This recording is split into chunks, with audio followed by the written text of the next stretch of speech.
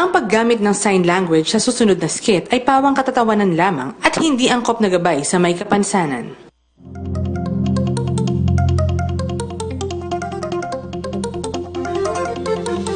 Ang gusto ko lang naman pag-usapan ay ang plataforma ko bilang politiko at ang mga gagawin ko sa ating bayan, hindi yung mga personal na bagay-bagay.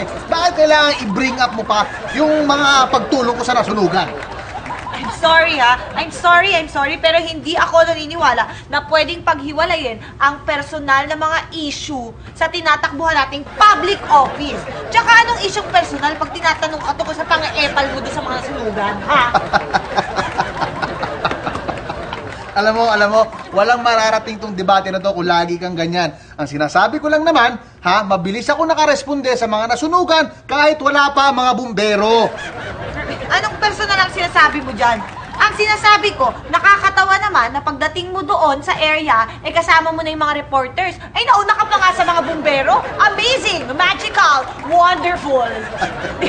Napakasimple lang yan, ano?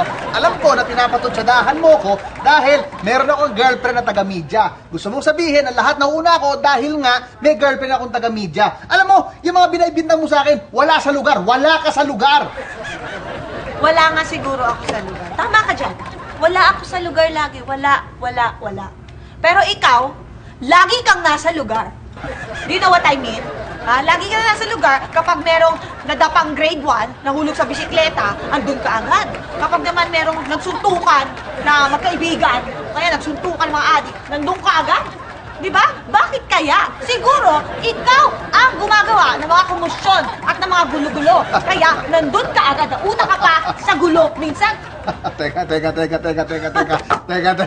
Alam mo, dapat hindi ka tumakbo eh. Dapat sa'yo maging writer. Kasi magaling ka magsulat, magaling ka mag-invento ng kwento.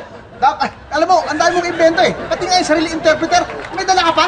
aba, syempre naman.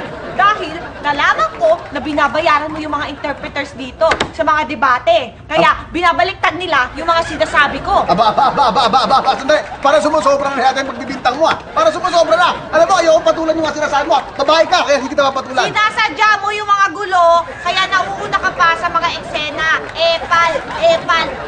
Huwag kang magbibintang nang wala kang basihan. Alam mo, masyado ng unfair tong ginagawa mo. Alam mo, Pagkahayop ka rin talaga eh, no? Hindi dapat papalog.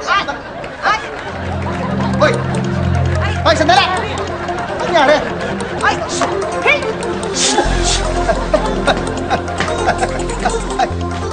Pasensya na.